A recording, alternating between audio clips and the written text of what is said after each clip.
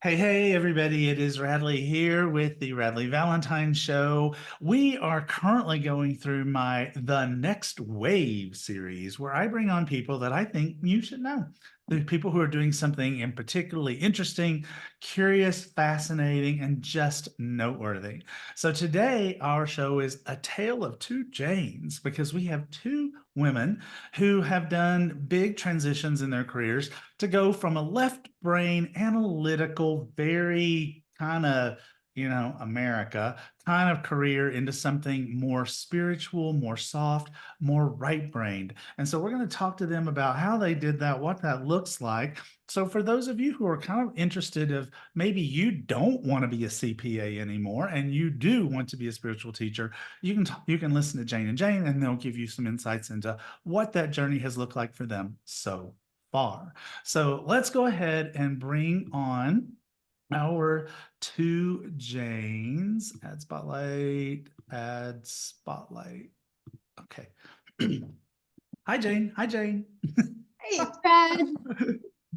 So we have Jane Bruce and Jane Zysk. So let's go alphabetical. Jane Bruce, tell people who you are and what you're doing. All right. I am Jane Bruce. I am a spiritual business strategist. What I do is I now help small businesses, specifically in the spiritual realm, and help them find customers and make money. Okay. Jane, what are you doing these days? Hi, I'm Jane Zysk. I'm an intuitive and life coach, and I bring clarity and new perspectives to people through angel tarot readings. But I can also bring in numerology, angel numbers, color energy, and I'm a medium. Okay. So, but you weren't Jane Zysk. I was not. I hold a bachelor's. I know. I hold a bachelor's and a master's in mathematics. And I study computer science and I was in the computer technology field for quite some time. It was fun at first and exciting, but then it got to be not so much. And after a while, it felt really very soulless. And I didn't like it. I made a good living, but I didn't like it at all. Uh-huh. Mm. What made it fun? Why was it fun? It was fun because of the people. It was fun because I could meet client needs. I found that I was happiest the closest I was to the client. So if I was in the back room coding, that was not fun. But if I was dealing with the customer and realizing that I could make a difference with what I knew and what I could do, that was really neat. What got to be not so fun was just the corporate America life of raise the bar, raise the bar, raise the bar. And after a while, the bar can only go so high sometimes. Mhm. And it also, I just didn't fit in anymore. I was a woman in a man's world. I was an intuitive in a very left brain place. I ended up really bonding with the human factors people. These were people who had psychology degrees who worked to make our systems more user-friendly. Um, and I found them fascinating, but I didn't find the technical aspects fascinating anymore.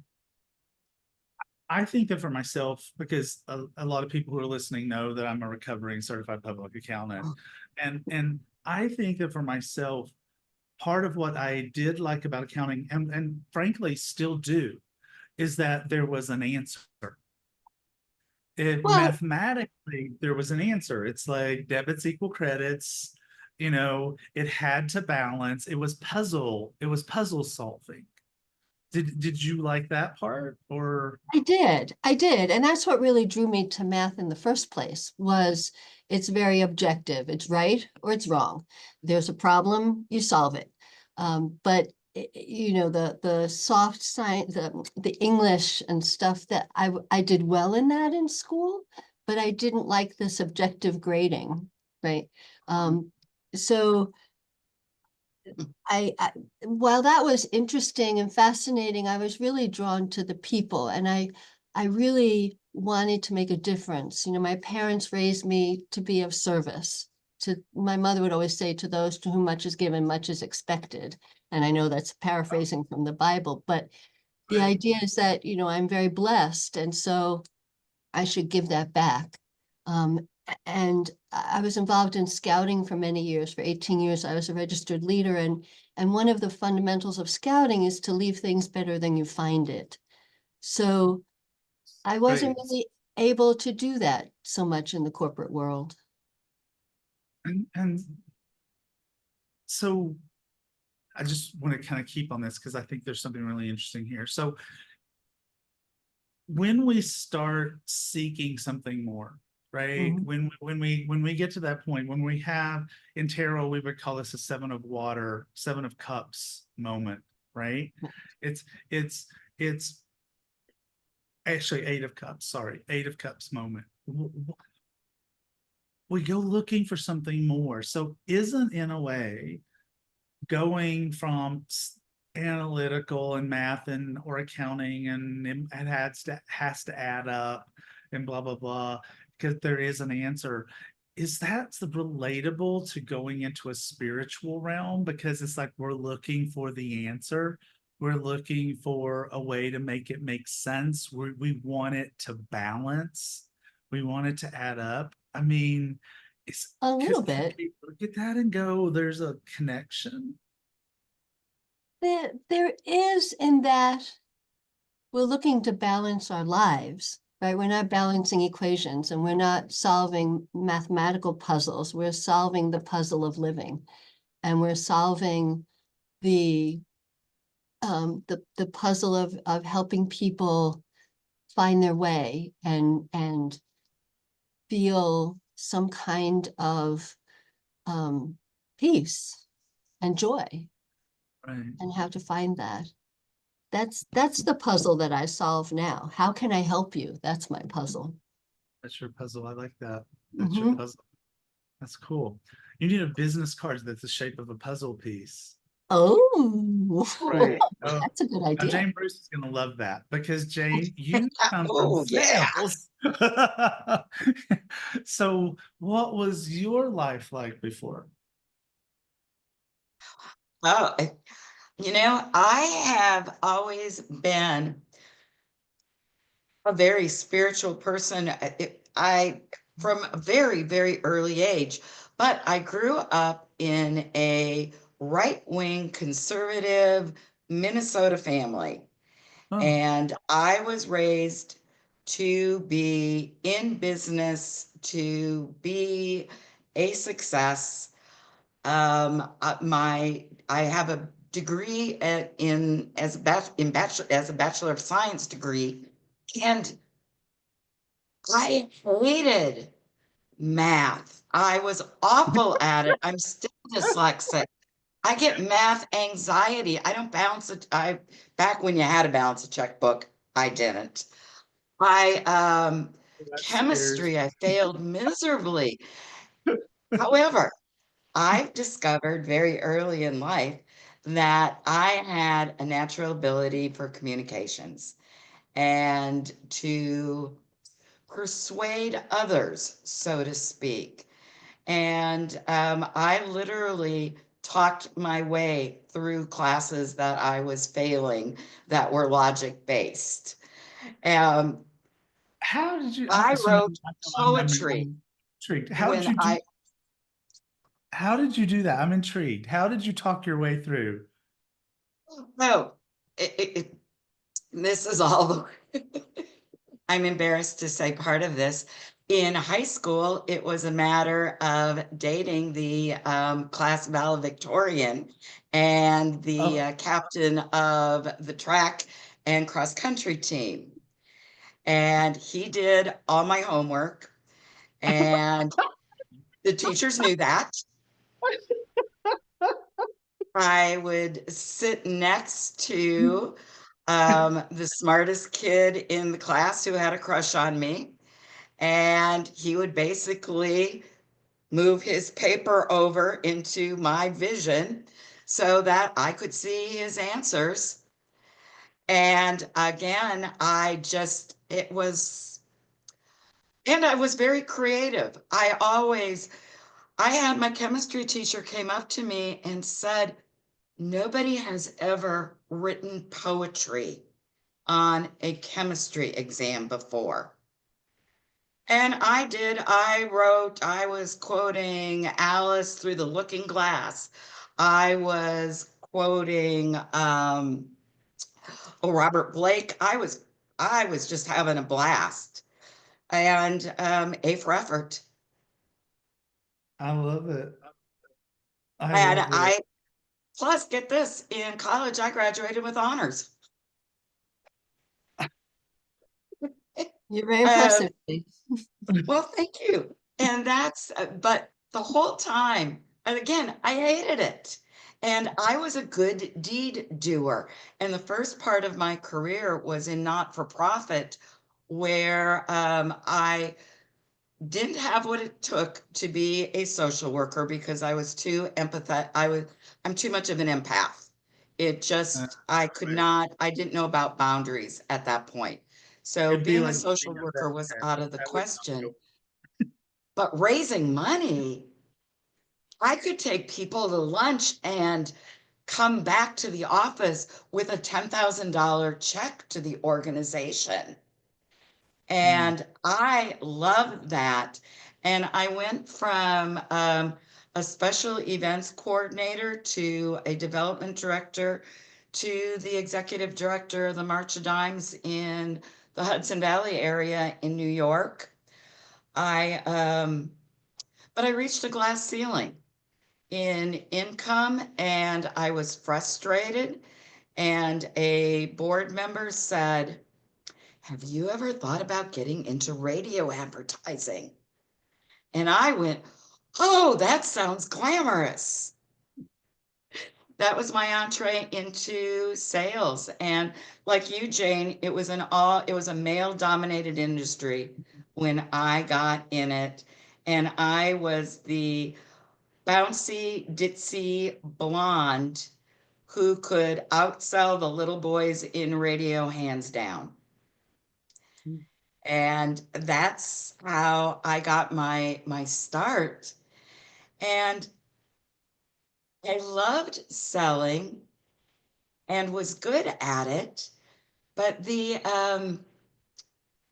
wasn't giving me the satisfaction that I was looking for. And I started mentoring interns. And I got a lot of satisfaction out of that. And that's what moved me into more of a training capacity. And I loved training sales reps, but was always really frustrated because their mentality is a mentality of accomplishment, which basically means when things go good, we have a good day. And if things don't go good, if somebody cancels, if a sales falls through, we're devastated. And I had in my secret life as a spiritual light worker, which is what I did on weekends and evenings, and nobody in corporate America knew that. We won't I tell them. realized that it was really all integrity based. And that I started really getting into the law of attraction way back when the secret first came out. And I was actually into it way before we ever called it the law of attraction. I just knew the power of putting thoughts out to the universe and letting the magic happen. And I realized that if more salespeople could embrace integrity and embrace manifesting and the power of attraction, everybody would win. They would make more money, the company would make more money, and there'd be a lot more happy customers. Corporate America didn't see it that way. Right. So you were you were left brain selling, And so you decided at some point that you were going to follow your spiritual path. You were going to go after that sort of aspect of it. But somewhere in there, it's like you went right brained, but you kept the left brain. It's like you were like, I want to sell. It's like I know I'm good at this, but what if I help people sell earth benefiting things, life benefiting things, Well, human benefiting things? yes, where all that came in was the frustration of doing whatever it takes to get the sale. At the end, there are budgets, there are goals, there are deadlines. Right. And no matter what anybody tells you, if you're employed in sales, if you don't make your budget and your goal at the end of the month, very often you're toast. So you do what it takes to close that sale. And that was going against everything that I ever believed in. And as a huge believer of putting my trust in the universe, it all worked out that through the pandemic, there was a big corporate downsizing. I was downsized. And at the age of 63, then it was like, who's going to hire me? Mhm. And so I thought, I need to reinvent myself. I was always interested in spirituality. And that's when I started taking classes and learning tarot and learning angel cards and learning mediumship and all of that, and met so many great people. But I was watching them flounder when they got certified and couldn't start their own business. So that's where the helping others really came in, is that I realized that if I could take the basic principles of what I had been teaching for years, soften them, rework them into a place of integrity, that I could take the fear out of sales away from spiritually based businesses, people who are helping others by doing Reiki, who are teaching yoga, who are doing readings, and start out with all the best of intentions, run through their family and friends, and then have no customers. Yeah. So first of all, if you're just tuning in, you are listening to the Radleigh Valentine Show. We are talking about two enterprising women who have taken very left-brained, analytical, traditional careers and made the shift to spiritually based businesses. This is, I know, a big topic for a lot of people who are listening. We have Jane Zysk and Jane Bruce with us. Jane Bruce, I just wanted to ask you a question. You had said that you were right-sized. Is that what you called it? Is it or Downsized was what I downside? called it. It was right sized for me personally. Well, there you go. So, and that's my question. Did you want to be downsized? Were you hoping you were on that list? No, I was not. I was terrified, Mm, absolutely terrified. In my little corporate perfect world, I was only a few years away from retirement. yeah. I I really did enjoy what I did to a point. So no, the downsizing thing really threw me off. Now, this is what I love about living in in the spiritual bubble, so to speak. I put out there, I wanted to be happy. I wanted to be fulfilled. I wanted to make money. The universe noted I wasn't fulfilled.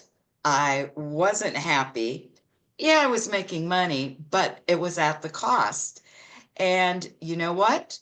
The correct circumstances were set up so that I found myself having to reinvent myself. And I Yeah. would, hindsight, it was the best thing that ever happened to me was getting laid off, but not So at the time. right. So Jane Zysk, so you were talking about the fact that you didn't like your job, but you were making good money. I think that's a story that people resonate with. They understand it. It's why they don't leave CPA. They don't leave rocket science. They don't leave whatever they're doing that they don't want to do anymore. I mean, were you able to just go, oh, it's just retirement time, so I'm just going to retire, or did you make a hard quit, or how did you get out? Oh, no, I didn't make a hard quit. I wouldn't do that. That was too scary. So Okay. I hung in there a while. And in the meantime, in my off time, I had my period of life, which was, what do I want to be when I grow up? Right. I did some real soul searching about what do I like about what I do? What do I not like? I did not like having to be in an office all day. I'm a gardener. I wanted to be outside in the sunny weather. I didn't want to have to toe the corporate line anymore, like Jane was talking about. And so I ended up at that point, my life has not been a straight path. So I ended up at that point um, making sure I had enough money for 2 to 3 years. I just walked away. I did do a hard cut finally. I walked away because I just couldn't stand it anymore. But I knew that I had 2 to 3 years of savings that I could live on. And I thought I would write a book. And I was trying to sell a manuscript about guardian angels of all things, because um, No. through Why, some personal why do you issues I share had, these I first heard, I know, I heard my guardian angel for the first time, and it was really cool.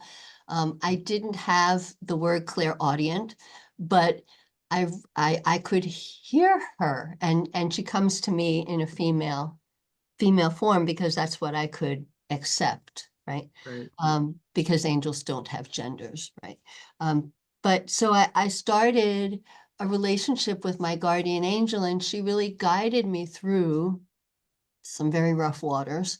And then I was able to rebuild my life and reframe who I was. So I ended up getting married and having children. So the book got put on the back burner. And at some point, I kind of lost interest in it. I didn't want to have to travel. And I was feeling like trying to get a book published was getting back into the corporate world, and that wasn't going to work for me. Mhm. So ultimately, I started studying tarot, and that just lit me up. It just lit me up. Um, Why? Why do you think it did? because it gives me great joy to do that which is easy for me to do, Uh-huh. that can then make a difference in somebody else's life, that can help. Um, I started at that point hearing relatives that had passed over. I'd be in the garden weeding or something, and my aunt would come in and go, wait, tell this to your cousin, tell your cousin this.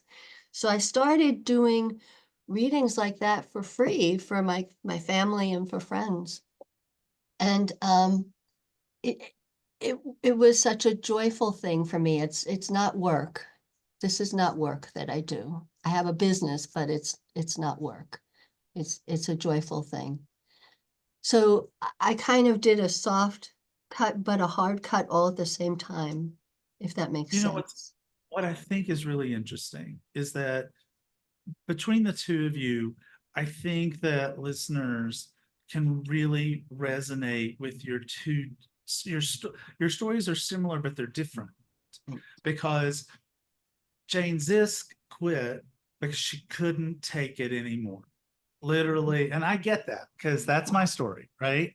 I I know. literally walked in, could not make myself log on to the computer, couldn't make myself do it, and quit.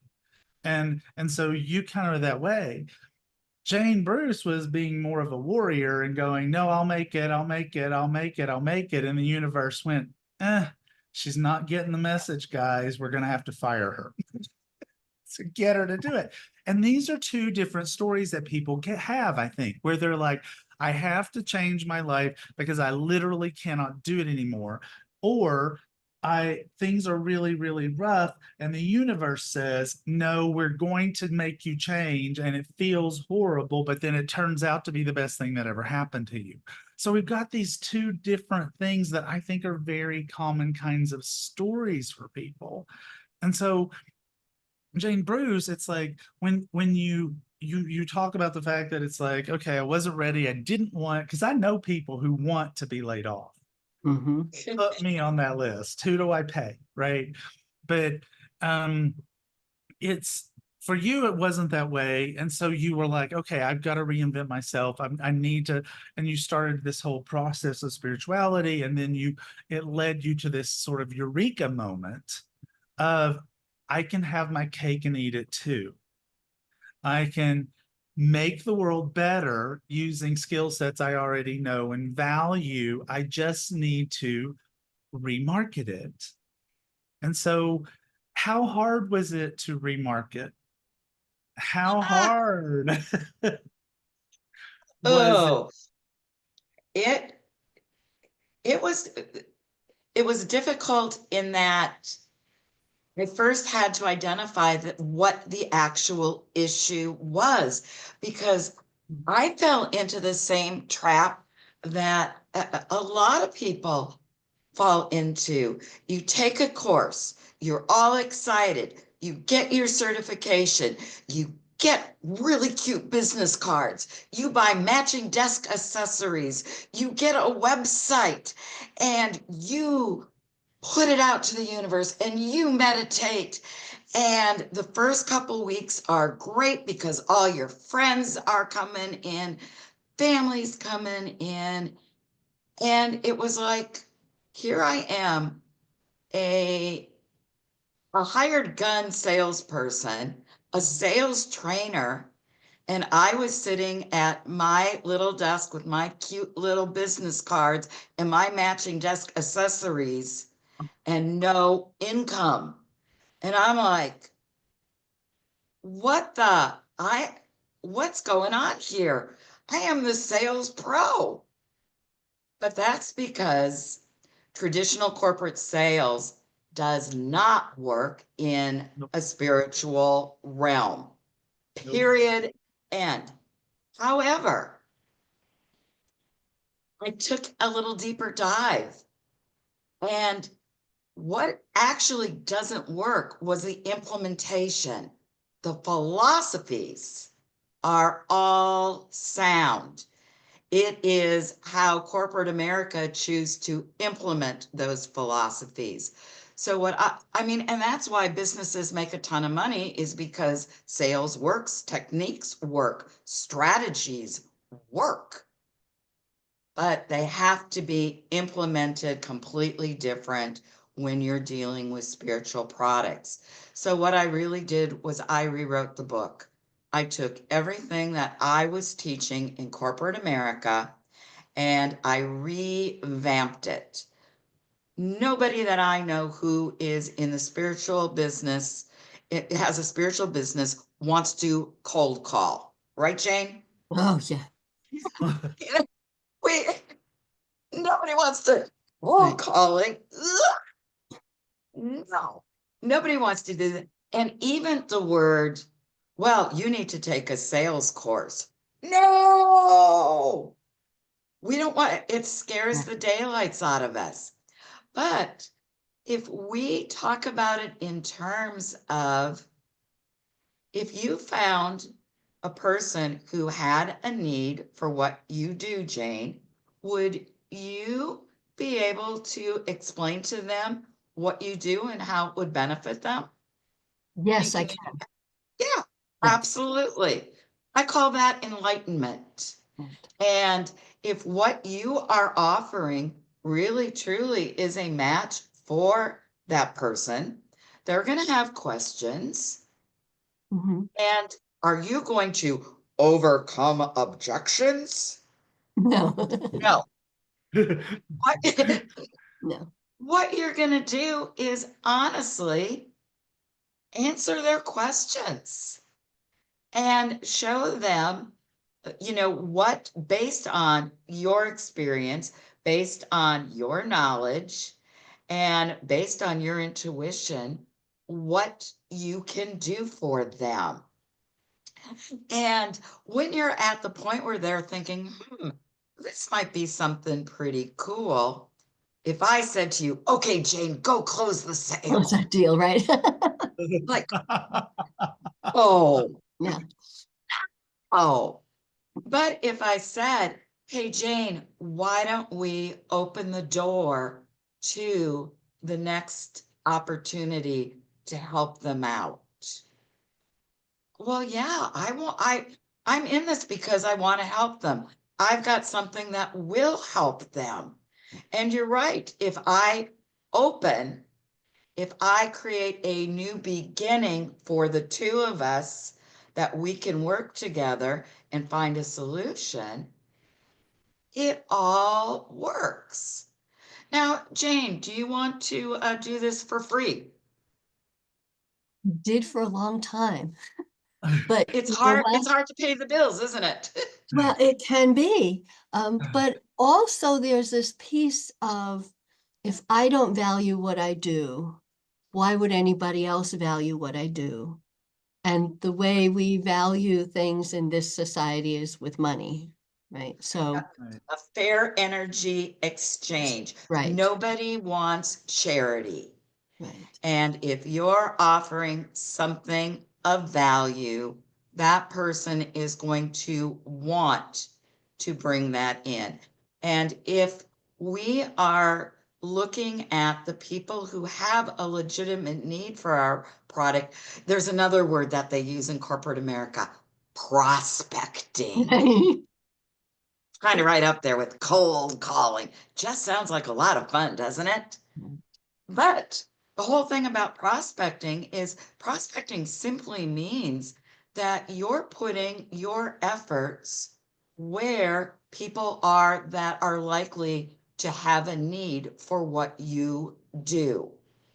And the more that we can identify who your ideal client is, we can identify where you're going to find those people. And again, that is just bringing a solution to somebody who's got a need. It's not scary. You right. know, what I think is really fascinating is basically we have the chick who wrote poetry to pass a chemistry exam. And so she's basically saying, it's like, okay, let's change the way we talk about it. Because I Yes. think that if we let's change the way we go about perceiving the issue and the way we perceive about how we solve it. Because it's like if we start throwing things like gross margin and return on investment and stuff like that at people, they don't want to see it. They heard it in school maybe, or they heard it in their corporate offices. It just sounds icky. It's and even though return on investment is not necessarily this horrible term, it's still something that is has been energetically imprinted with their experience of corporate America, whether it is they worked in it or whether or not they are affronted by it. They are You see it having, in movies, you see it on TV. right, you do, and so people don't want it. And so often, I think people come into a spiritual career with a certain kind of burnout, a certain kind of PTSD. They're maybe even Jane Zysk. It's like she's like, I can't take this one more minute. I can't do it. The last thing she wants to do is to come out of that because I'm going after a softer, gentler life and a softer, gentler way of helping people. The last thing I want to do is start sounding like a corporation. I don't want to do it. And yet Right, people don't know how. right.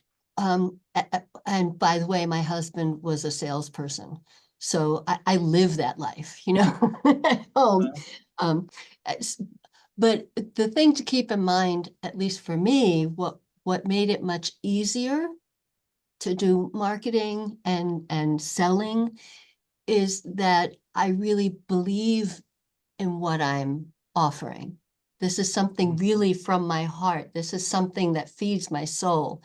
And so I have a much easier time talking with people about it because it's who I am, Exactly. right? I'm Exactly. selling me and my gifts, and it's who I am. Now, my obstacle was not the sales. My obstacle was my left brain coming in going, you can't prove that you can do what you say you can do. I can't, if I say to you, Radleigh, oh, I see, your Uncle Fred on your left shoulder, you can't Right. see that, right? Right. If I read a card and have an intuitive hit that something's going to, if you do this, then that'll work out for you better. The energy is this. You can't see that. And that was my big obstacle. But the way, excuse me, the way that was solved was I was talking to my younger son, and he's not at all into any of angel woo-woo kind of stuff. But he's very supportive of me doing a business. He respects that I believe it. So that's good. But I was talking to him one day and I said, this really bothers me that I can't prove it. I could prove that my solutions and software worked. I could prove that, somebody needed this product, but I can't prove this. And he said, but Mom, I'm not your target audience. Exactly. And I went, bang, that's it. You're not. You're not. My target audience is perhaps not in the corporation, although, pardon me, you'd be surprised there are people there who gravitate Totally. towards it, right? Totally. People would come into my office and shut the door and say, I found your side hustle. Will you pull a card for me? Right, right. Right.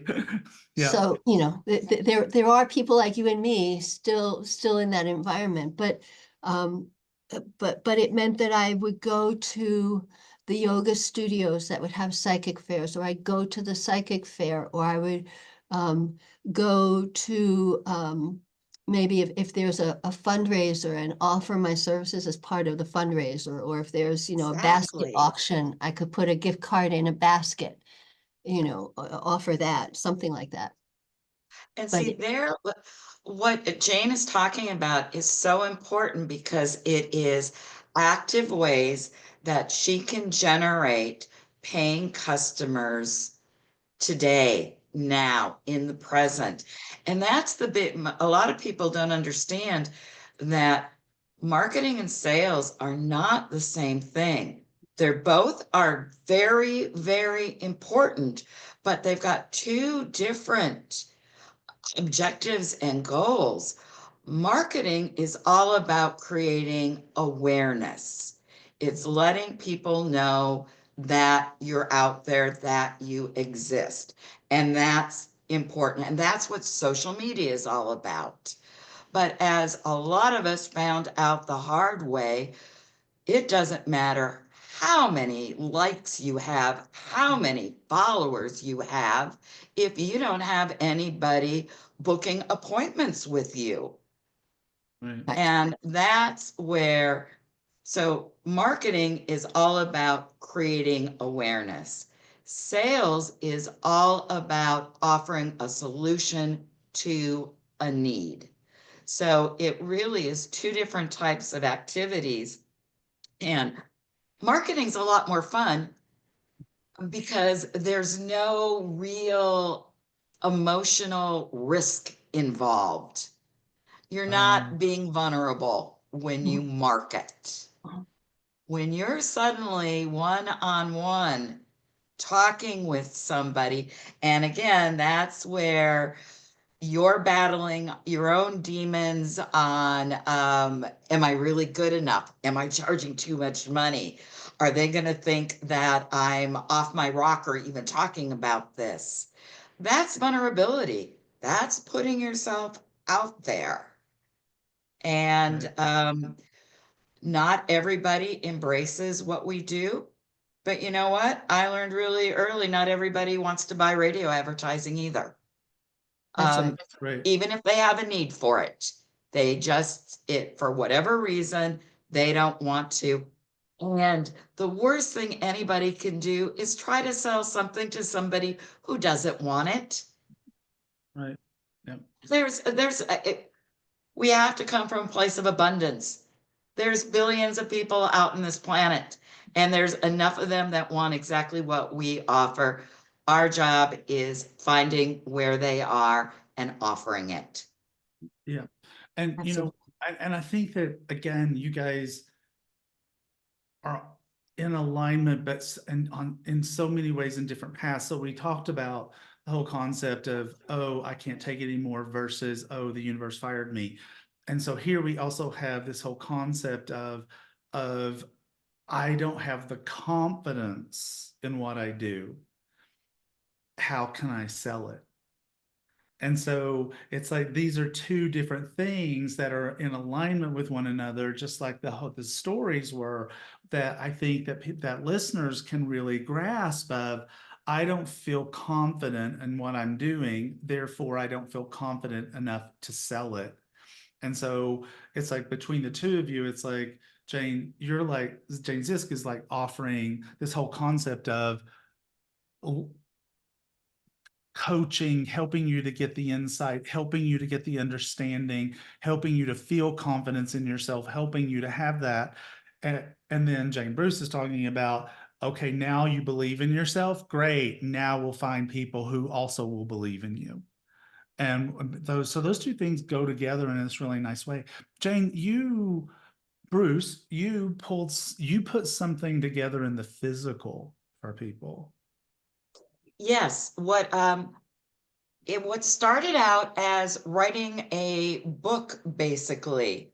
And like I said, I was reformatting basic sales strategies, and I broke those strategies into emotional, mental affirmations, into actual actions to do every day, and accountability, how to keep yourself on track so that you have a sustainable business.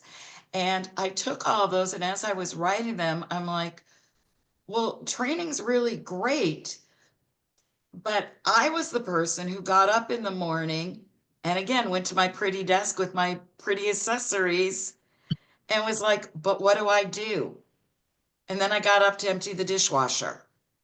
So because I didn't know where to start. And so what I did was I took my ideas and I put them in the form of oracle cards. So a lot of us pull cards every day to get a direction of what we want to do for our spiritual growth, our personal growth, see what the universe kind of has in mind for us. Well, my cards work the same way, only they give you direction on what you can do for your business today. Actual concrete things. Make 3 phone calls. Just 3. Talk to just 3 people today. And while that sounds really simple, when you're sitting at your desk wondering what I should do today, it really helps if you have somebody tell you you should make 3 phone calls today. Mm-hmm. It's like, oh, thank you. And so, and the cards give you the background on, all right, if I'm picking up the phone, who am I calling? What am I saying? I put all that together as well. So it's really your day-to-day fun, light way to take steps to grow your business and bring in revenue. What's the deck called? The deck is called My Divine Business. And Oh, you can go to my website, mydivinebusiness.com, or you can go to Etsy, My Divine Business. I'm sure you have a set laying right there, right? I most certainly do. Let me So turn why don't you around hold it up and why don't you hold it up for people so they can see it if they're watching this on YouTube? actually, of course, because I am stressed, I can't put my hands on them right this second. Okay, that's all right. That's okay. Don't worry about it. Okay. So tell people again where they can find Jane Bruce and where they can find You your can cards. find Jane Bruce at mydivinebusiness.com. And as a special offer for Okay. anybody who is interested, I am giving away my top 10 suggestions on how to get new paying customers now. And Okay. for that, just go to mydivinebusiness.com/special offers. Okay. mydivinebusiness.com/special offers with a, is it plural? It is, yes, and it's special underscore Oh, offers. that's important. Mhm. Special underscore offers plural. Okay. Jane Zysk, where can people find you and what will they find when they find you? You can find me at my website, janezysk.com. That's JANEZYSK, all one word.com. And what they will find is a picture of me and information on how to sign up for a reading.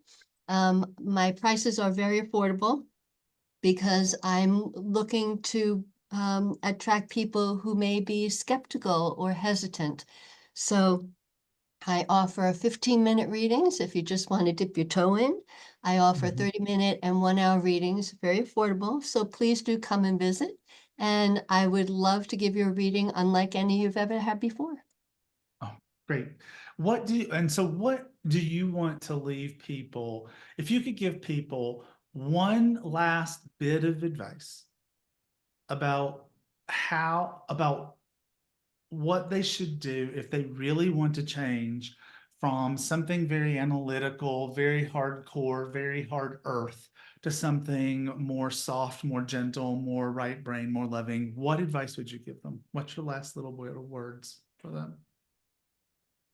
So I would say, don't be afraid to take small steps because every little small step gets you closer to where you can find your joy.